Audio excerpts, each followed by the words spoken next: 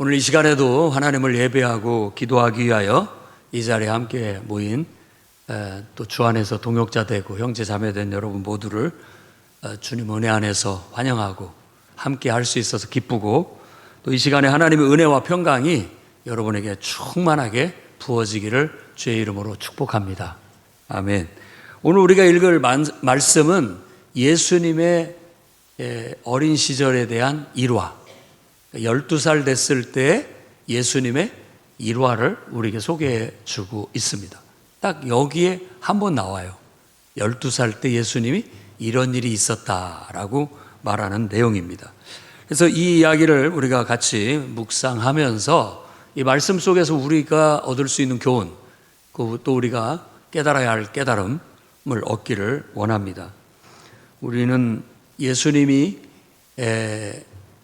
정말 태어나서 이렇게 성장하고 자라가시는 것에 대해서, 사실 앞에 40절에도 아이가 자라고 강하여지고 지혜가 충만하고 하나님의 은혜가 그 위에 있더라라고 얘기했고, 또 오늘 말씀 52절에도 예수는 지혜와 키가 자라가며 하나님과 사람에게 더욱 사랑스러워 가시더라라고 그렇게 말합니다. 그러니까 한 아이가 태어나서 하나님의 은혜 속에서 키도 자라고 지혜도 자라고 모든 면에 있어서 하나님 보시기에도 사람 보기에도 사랑스러운 모습으로 성장해가는 모습을 묘사하고 있다라는 데 우리가 관심을 좀 기울여야 되겠습니다. 그래서 이 말씀을 통하여 우리도 예수님처럼 은혜 가운데 우리도 성장해 나가야 된다. 그래서 은혜 가운데 자라가라 라는 그런 메시지를 여러분과 함께 나누고자 합니다. 첫 번째는 우리가 영적인 갈망을 가져야 되겠습니다. 그러니까 어떻게 보면 성장에 대한 갈망이죠. 갈증. 모든 생명체는 성장에 대한 갈망을 갖고 있습니다. 욕망이죠. 욕구이기도 하고 우리의 본능이기도 해요. 다 성장을 향해서 나아가고 있어요. 막을 수가 없습니다. 풀도 자라는 거 우리가 막을 수 없죠. 그냥 막 자라잖아요. 모든 생명체가 다 성장이라는 강렬한 욕구를 갖고 있어요. 우리도 그런 면에 있어서 한번 이 말씀을 깊이 한번 묵상을 해봐야 되겠습니다. 예수님께서도 2장 46절 말씀 보면 12살 때 유월절을 맞이해서 매년 예수를 데리고 부모가 유월절을 지키러 갔었습니다. 근데 12살 때, 이 12살이라는 특별한 나이를 우리가 좀 의미 있게 생각을 해보았으면 좋겠어요. 12살이면 우리나라로 본다면 초등학교 5학년? 8살에 학교를 들어갔다고 한다면 초등학교 5학년 정도 됩니다. 얼만큼 아이들이 성장을 해야 부모로부터 독립할 수 있을까요? 그리고 스스로가 판단하고 결정하고 정말 살아갈 수 있을까요? 그리고 그가 스스로 독립해서 살아간다면 그는 무엇을 중심으로 해서 살아가야 될까? 그것도 한번 생각해 볼 필요가 있지 않나 싶습니다. 적어도 우리 나이로 봤을 때도 12살쯤 되면은 어느 정도 부모의 품에서 벗어나기 시작하는 때가 아닌가 하는 생각이 듭니다. 그것은 성장의 과정이에요. 예수님이 12살 때 성전을 데리고 갔는데 이제 여러 사람들이 무리를 지어서 움직이다 보니까 거기에서 성전에서 예수님을 잃어버렸어요. 그러니까 당연히 따라오리라고 생각했죠. 당연히 함께 했으리라고 생각을 했는데 이 예수님이 따라오지를 않은 거예요. 성전에 그냥 머물러 버린 거예요. 그러니까 부모의 입장에서는 한참 가다 보니까 아들이 없어가지고 찾아 나서게 된 그런 모습을 나타내고 있고, 예수님은 그때 그 성전에서 랍비들, 그러니까 율법 선생님들과 함께 이렇게 묻고 대답하고 하는 그런 일들을 하고 있었다라는 걸 말해주고 있어요. 그러니까 그러면서 부모가 찾으고 왔을 때 왜 저를 찾으십니까? 이렇게 오히려 반문을 하는 이야기가 나옵니다. 왜 나를 찾습니까? 내가 아버지 집에 있는 것 당연한 거 아니겠습니까? 라고 그렇게 말을 한 거예요. 그래서 적어도 우리가 12살 정도 됐다고 한다면 부모도 자녀가 어느 정도 이제 나의 품에서 벗어날 때가 됐구나 인식을 할 필요가 있어요. 그게 성장을 위한 과정이라고 볼 수 있습니다. 또 이 예수님이 말씀하신 것처럼 자녀들도 이제는 부모를 의지하지 않고 스스로 서는 법을 배울 때가 되지 않았나. 그것을 지금 성경에서는 누가복음에서는 12살 정도로 지금 얘기하고 있는 거예요.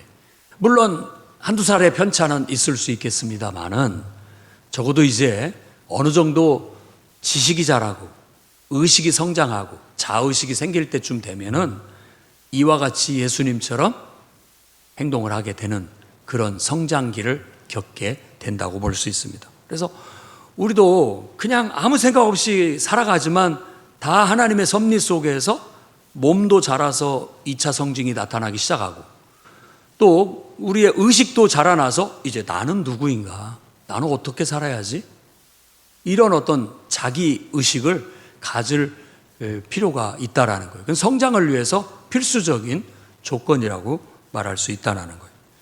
그러면서 궁금한 것도 많으니까 이제 부모에게만 배울 것이 아니라 이제는 그 세계를 넓혀서 선생님들한테 가서 배워야 됩니다. 더 넓은 세상에 나아가서 더 많은 지식을 궁금한 것들을 묻고 또 그거에 대해서 토론하고 답변할 수 있을 정도의 지적인 성장과 성숙도 추구해 나가야 된다라고 볼 수 있죠. 그래서 우리가 이것을 보편적으로 적용을 한다면 우리 모든 성도들은 영적으로 항상 갈증을 가지고 갈망을 가지고 영적인 성장을 꾀해야 됩니다.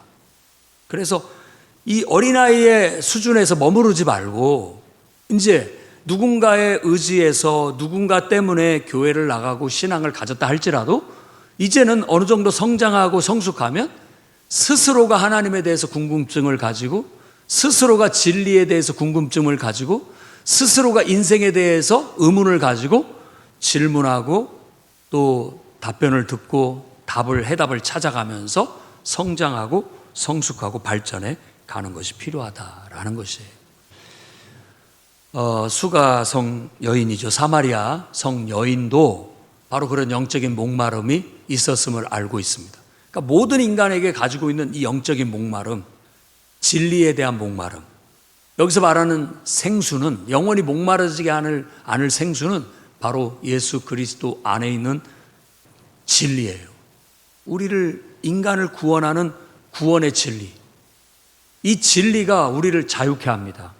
진리가 우리를 깨닫게 만들고 진리가 우리의 삶을 살아나게 만들고 우리 영혼을 깨우고 더 의미 있고 가치 있는 삶을 살게 만드는 거예요. 근데 그런 의식을 갖지 않게 된다면 평생 이 시궁창 같은 이 세상의 더러운 어떤 욕망 속에 살다 우리 인생은 망쳐버리고 말 거예요. 신명기에 분명히 얘기하면 사람이 떡으로만 사는 게 아니에요. 하나님의 입에서 나오는 말씀으로 산다라고 얘기하는 거예요. 떡으로만 산다라는 것은 우리가 단지 육신적인 어떤 필요만 채우고 사는 것이 아니라 더 위대한 가치, 더 위대한 가치를 추구해야 된다. 하나님이 나를 이 땅에 태어나게 하셨을 때 하나님이 나에게 주신 인생의 가치, 존재의 이유, 내가 무엇을 위해서 살아야 될지 그 사명, 이런 걸 깨닫고 사명의 삶을 살고 그 하나님의 사명을 이루기 위해서 살고 그 가치를 추구하면서 살아가는 것이 인간을 밥 먹는 것보다 더 만족감을 주고 더 행복감을 주는 그런 위대한 삶이라고 말하는 거예요. 그러니 여러분 영혼 속에도 어쩌면 영적인 목마름이 있을 수 있습니다.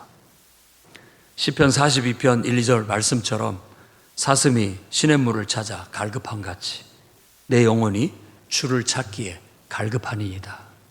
하나님을 찾는데 갈급하다는 말은 인생의 진리를 찾는데 갈급하다는 말과도 같고 정말 인생이 뭔가 정말 나를 만족시킬 수 있는 삶의 의미와 가치는 무엇인가를 찾아 헤매는 거예요. 그것이 우리를 창조하신 하나님 안에 있다고 믿습니다. 아멘. 믿어야 됩니다. 만일 우리가 이 세상의 육신적인 욕망에 집착해서 살아가게 된다면 오히려 인생은 더 큰 공허함과 영적 갈증을 느끼면서 우리 영혼이, 우리 마음이 메말라가는 걸 느낄 수 있습니다. 바로 이 사마리아 여인이 느꼈던 영적인 갈증이죠. 아무리 세상적인 거, 육신적인 걸 추구해봐도, 그런 걸 쫓아가보고 그걸 탐닉해봐도 거기서 채워지지 않는 거예요. 이것을 채울 수 있는 것은 성경에서 말하는 것이 바로 나를 창조하신 창조주 하나님을 만나 그분을 통해서 나의 존재의 이유, 그리고 그분을 통해서 내 삶에 주어진 사명, 이걸 깨닫고 거기에 맞춰서 살아갈 때 우리의 영혼이 만족할 수 있고 진정으로 우리 인생이 구원받을 수 있다라는 걸 말해주고 있는 것입니다. 요한복음 이사야서 55장 1절 말씀에 이렇게 얘기합니다. 오호라 너희 목마른 자들아 물로 나아오라. 돈 없는 자도 오라. 너희는 와서 사 먹되 돈 없이 값 없이 와서 포도주와 젖을 사라. 네, 목마른 자들이라고 말하고 있어요. 그러니까 하나님에게 목마르고 진리에 목마르고 인생의 어떤 참된 구원에 목마르고 의미와 가치에 목마른 모든 영혼들에게 하나님 앞에 와라. 그러면 너희가 영의 양식을 얻을 것이다 라고 지금 설파하고 있는 거예요. 오늘날 모든 사람들은 바로 이 말씀에 귀를 기울여야 됩니다. 물질적으로는 부유하고 또 나름대로 즐길 거리들도 많고 육신적이고 세상적인 것들의 충족은 어느 정도 됐지만 영원히 충족이 되지 못하니까 온갖 문제들이 파생되기 시작하는 거예요. 로마서 1장 말씀처럼 그 마음에 하나님 두기를 싫어하니까 하나님이 내버려 둬봤다는 거예요. 그러니까는 하나님이 없는 그 공허함으로 인해서 그거를 대치하기 위한 온갖 죄악들을 채우더라. 그러니까 우리가 하나님으로 채우지 않으면 다른 것으로 채우게 돼 있다는 거예요. 우리 마음은. 여러분들이 정말 무엇 때문에 내가 목마르고 있는가? 그것은 하나님의 은혜에 목말라 있다. 내가 인생에 참된 진리에 목말라 있다. 하나님의 정말 임재에 내가 목말라 있다.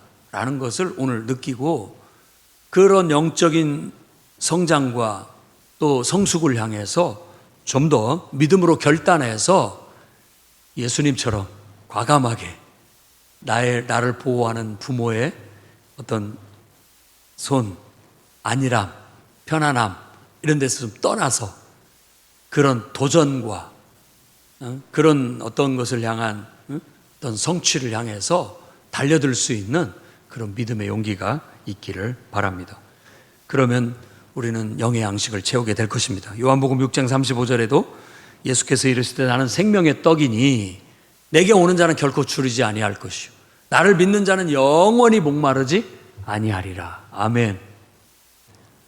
예수는 우리가 말하는 4대 성인 그 이상의 의미가 있습니다. 예수 그리스도 안에 모든 게 들어있어요. 그래서 예수 그리스도 그 한 부분을 우리가 만나게 되고 그분과 인격적인 교제를 나누게 된다면 우리 영혼이 만족할 수 있고 진정으로 이 삶의 의미와 가치가 살아나게 되고 영적인 구원을 얻을 수 있다는 걸 우리는 알 수 있습니다.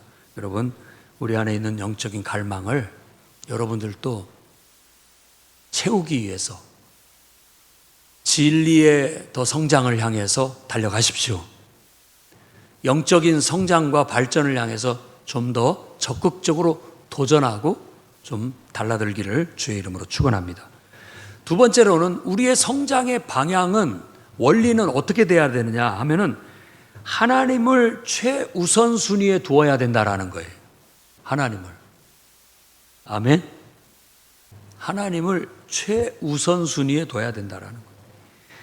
예수님이 사실 성전에 남아 있었던 것은 부모보다도 하나님 말씀을 더 사랑했기 때문에 라고 할 수 있겠습니다. 그러니까 예수님이 어찌하여 나를 찾으십니까? 내가 아버지의 집에 있는 게 당연한 거 아니겠습니까? 라고 그렇게 말을 했는데 그 말씀을 이렇게 묵상을 해보면 예수님은 하나님을 더 우선시하고 있다라는 걸 배우게 되는 거예요. 그러니까 적어도 우리는 그런 자세를 가져야 됩니다. 이 말을 보면 약간 좀 비정상적이잖아요. 아니, 부모의 통제나 부모의 어떤 그런 다스림 속에 있어야 되는데 벗어나가지고 제멋대로 하는 예의 없어져 보이는 것처럼 보이지만, 여기서 우리에게 보여주고자 하는 것, 강조점은 부모한테 불순종해도 된다라는 게 아니라, 이제는 부모보다도 하나님을 더 중심에 둘 수 있어야 된다라는 거예요. 그때에서 비로소 부모로부터 벗어날 수 있는, 좀 떠날 수 있는, 좀 독립할 수 있는 준비가 되는 거예요. 자, 그동안에는 부모님의 돌봄 속에서 부모님이 결정해주고 부모님이 판단해주고 부모님이 이끈 대로 했지만, 이제는 내가 내 인생을 이제는 부모님을 떠나서 독립해서 결정하고 판단하고 나아가야 되는데, 아직은 우리가 미숙하고 또 내 맘대로 했다가는 또 큰 어려움과 또 실수를 범할 수 있기 때문에, 적어도 독립시킬 때는 하나님이 너의 중심에 최우선으로, 항상 하나님을 우선으로 생각할 줄 안다면 나는 너를 믿겠다, 이거죠. 누구든지 하나님 안에서 독립적이고 또 자립적인 인격은 하나님을 중심에 두고 하나님을 최우선에 두고서 하나님에 의해서 판단할 줄 알고 하나님에 의해서 어떤 것들을 추구할 줄 아는 그런 모습입니다. 그래서 성경은 이런 것들을 훈련하고 또 가르치기 위해서 지내쳐 그리스도 교훈 안에 거하라 라고 말합니다. 그러니까 조금 여러분들이 너무 제가 하나님 앞에 미친 거 아니야? 라고 느낄 정도, 좀 지내친 어떤 어렸을 적에 가장 기초를 배울 때에는 그런 중심이 필요하다는 거예요. 그런 중심이. 그래서 정말 하나님을 사랑하는 마음, 하나님을 최우선에 둘 수 있는 마음, 부모보다도 하나님을 더 중심에 두고 하나님을 섬길 수 있는 그런 마음, 이런 것이 따지고 보면 기본 원리가 되는 거예요. 예수님이 보여준 그런 모습이라고 할 수 있겠습니다. 그래서 이렇게 보면 정말 항상 모든 것이 하나님이 최우선이고 또 교회가 최우선이고 하나님 말씀에 순종하는 것이 최우선인 것을 이렇게 가면, 안 믿는 사람이나 조금 비판할 줄 아는 그런 비판적인 사람들은 너무 교회에 미친 거 아니야? 너무 신앙에 치우친 거 아니야? 그런데 우리는 건강한 정도의 약간의 그런 치우침이 있어야 됩니다. 그걸 훈련해야 돼요. 그래야 현실 속에서 기본이 나오는 거예요. 기본이. 근데 그것이 내가 충분하게 하나님을 최우선으로 두고 남들이 봤을 때 인간적으로 좀 섭섭할 만큼 다른 면에서 너무 좀 하는 거 아닌가 싶을 정도의 우리가 신앙을 하나님 중심에 두고 추구해 나가면 현실에서는 그것이 균형 잡힌 건강한 정도의 하나님 중심의 신앙으로 표현될 수 있게 된다라고 볼 수 있다는 거예요. 이런 정신은 성경에서 계속 가르치고 훈련시키려고 합니다. 아브라함도 이삭을 번제로 바치라는 훈련을 시켰죠. 그러니까 독자 이삭이에요. 너무나 귀한 아들이지만 하나님이 그를 번제로 바치라고 하는 훈련을 통해서 정말로 남들이 보면 미쳤죠. 너무 지나치고 광적인 그런 신자, 이건 말도 안 되는, 이성으로는 이해할 수 없는 그런 신앙이라고 할지 모르지만, 여기서도 강조하고 있는 것은 그만큼 하나님을 최우선에 둬야 된다, 이런 신앙을 가르치고 있는 거예요. 그러니까 우리도 올바른 성장을 이루기 위해서는 기본이 돼야 됩니다. 예수님께서도 반석 위에다 집을 져야 바람이 불고 홍수가 나도 무너지지 않는다라고 그랬단 말이에요.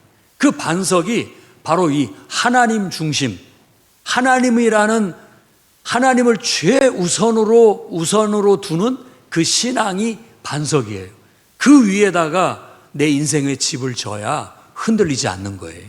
그래서 어렸을 때는 좀 지내쳐 그리스도 교훈 안에 거할 수 있도록 가르치고 또 그렇게 실천하려고 노력을 해야 이제 현실에 부딪혀서는 기본이 나온다라는 거예요. 근데 너무 모르게, 너무 좀 이렇게 포용적으로, 너무 쉽게 가르치면 현실에 부딪혔을 때 버텨내지를 못하는 경우가 많고 장애물을 뛰어넘을 줄을 몰라요. 그리고 불가능한 현실 앞에 그냥 무릎을 꿇어요. 불가능해도 그걸 가능으로 바꿔나가려는 막 진취적인 도전과 안 되는 걸 되게 만드는 그런 강한 믿음은 하나님 중심의 이 신앙에서 하나님을 최우선에 두는 신앙으로 그 기초를 가지고 있을 때 나타날 수 있는 거라는 걸 알 수 있습니다. 그래서 아마 여러분들도 신앙 경험을 통해서 아마 느끼는 바일 거예요. 어떤 사람은 정말 광적으로 신앙을 가져서 완전히 균형을 잃어버린 사람들도 폐단으로 나타나는 경우가 있지만 독실한 신앙인이 오히려 모든 면에 있어서 건강하게 영적으로 중심이 잡혀서 일상생활도 잘해 나간다라는 걸 우리가 경험적으로 알 수 있습니다. 또 다니엘도 다니엘서도 그런 교훈을 가르치고 있죠. 다니엘의 세 친구들이 우상신에다가 절하지 않고 풀무불에 던져진다 할지라도 그들이 절하지 않았던 그 독실한 신앙.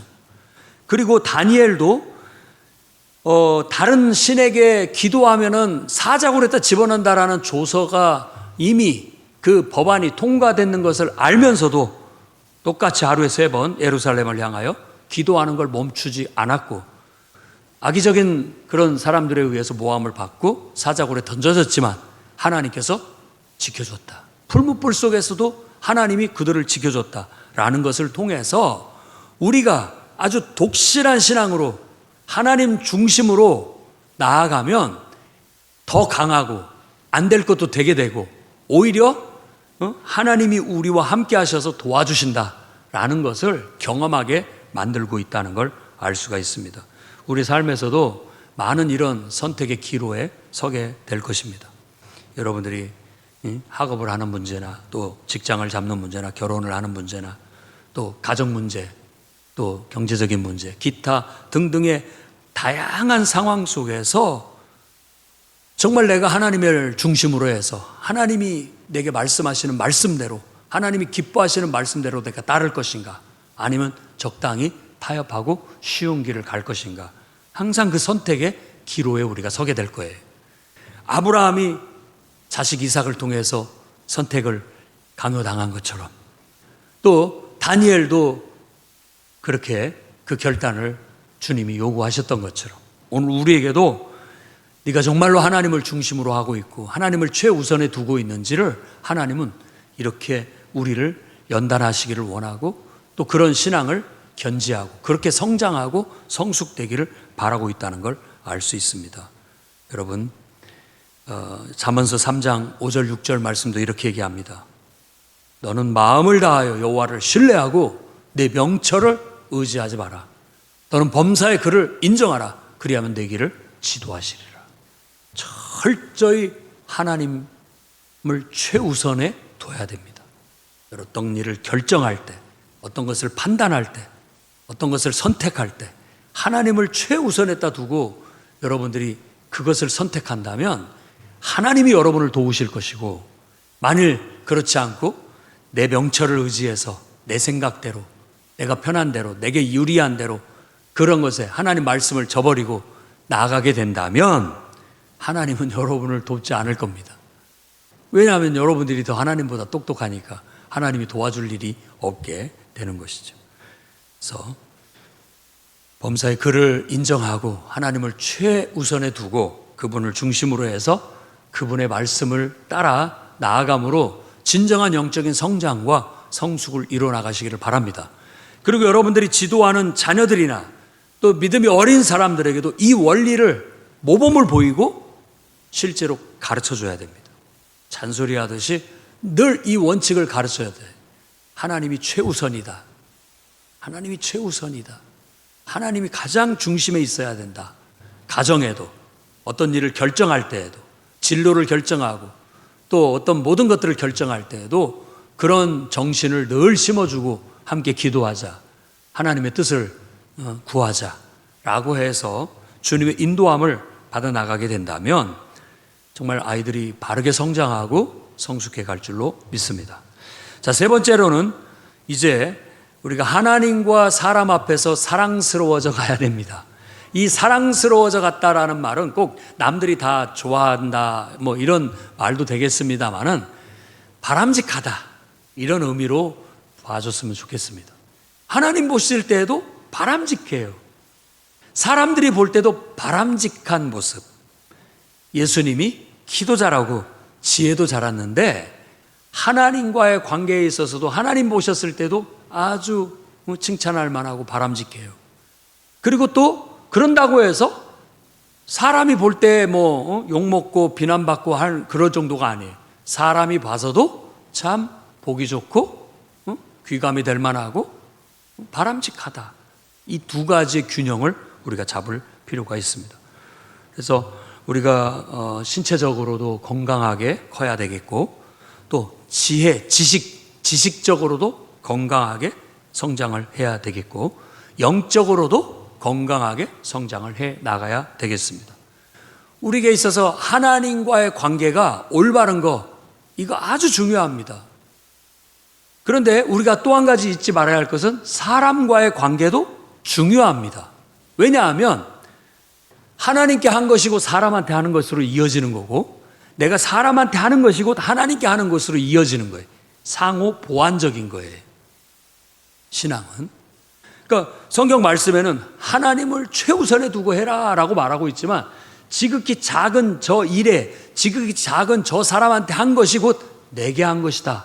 하나님께 한 거다 라고도 가르치고 있는 거예요. 그러니까 모든 일을 주께 하듯 해라. 그럼으로써 사람에게도 인정받을 수 있고 하나님에게도 인정받을 수 있는 그런 균형을 유지하라고 가르치고 있는 거예요. 그래서 여러분이 한쪽에만 치우치지 마시고 영적으로나 또 하나님 앞에서나 사람 앞에서나 모든 면에 있어서 온전하고 균형 잡힌 성장과 성숙을 이루어 나가시기를 바랍니다. 사무엘의 성장에 대해서도 비슷한 표현을 씁니다. 사무엘상 2장 26절 보면 아이 사무엘이 점점 자라며 여호와와 사람들에게 은총을 더욱 받더라 라고 말합니다. 은총을 받더라. 그러니까 하나님도 축복할 만하고 사람들도 축복할 만한 거예요. 아마 우리도 교인들이 자녀들을 보면서 참 부러워요. 근데 이상해요. 자기 자식들은 항상 모질라 보이는데 남의 자식들은 다 훌륭해 보입니다. 그 시각에 좀 차이는 있어요. 왜냐하면 나하고 가깝고 친하고 내가 사랑하면 자꾸 단점이 보이고요. 오히려 이렇게 멀리서 보면 장점이 보이는 것 같아요. 근데 정말 하나님 보셨을 때도 하나님이 축복할 만하다. 사람이 봤을 때도 참 말이 그냥 축복이 나아갈 수 있는 그런 사무엘이 그런 아이로 자랐다라고 성경이 말하고 있습니다. 우리가 요셉도 그 형들한테 뭐 아버지의 사랑을 독차지해 가지고 미움을 받았다라고 그렇게 묘사를 하고 있지만 자세히 묵상을 해보면 요셉은 아버지한테 아주 인정받는 모범생이었어요. 정직하고 진실하고 성실한 아이였어요. 그러니까 더 사랑을 했던 거예요. 근데 이게 어쩔 수가 없는 거예요. 형들은 요셉보다도 덜 정직하고 덜 성실했던 거예요. 그러니까 욕을 먹었어요, 형제들한테. 그런 면을 우리가 볼 줄 알아야 됩니다. 그가 왜 그랬는지를 알 수 있는 것은 일단 노예로 팔려가서 보디발의 집에서 가정 총무를 맡게 됐다라는 거예요. 아무나 맡는 게 아니에요. 주인이 봤을 때도 이 어린 청년이 일을 잘하고 정직하고 성실하니까 중요한 역할을 맡기는 거예요. 억울하게 누명을 쓰고 감옥에 갔을 때도 그는 거기서도 정직하고 성실했기 때문에 감옥에서도 중요한 직책을 맡게 된 거예요. 그러니까 결국은 작은 것에 충성된 자가 큰 것도 충성되다고 해서 온 나라의 총리를 맡아볼 수 있는 그런 제목이 된 것이죠. 그냥 되는 게 아닙니다. 그냥 되는 게 아니에요. 그래서 하나님 앞에서 정직하면 사람들 앞에서도 성실하고 하나님 앞에 인정을 받으면 사람한테도 인정을 받는 거예요. 이 두 가지의 오묘한 조화를 이루어야 되고 그 균형을 우린 이루어 나가야 되겠습니다. 그래서 하나님을 최우선에 두고 신앙을 가장 우선시 두면서 정말 그렇게 열심히 예배하고 기도하는 사람들이 그런 학생들이 가서 막 공부도 더 열심히 하고 남다른 실력도 발휘하고 직장 생활도 더 성실하게 하고 더 정직하고 바르게 하고 사업도 더 열심히 하고 남다른 지혜와 총명함으로 더 많은 것들을 이루어 나가게 되는 것. 우리가 성경에서 말하는 의인은 바로 그런 모습이에요. 양쪽에 균형이 잡혀서 모든 면에 있어서 하나님 앞에도 사랑스럽고 사람이 보기에도 사랑스러운 그런 존재가 될 수 있다라는 거예요.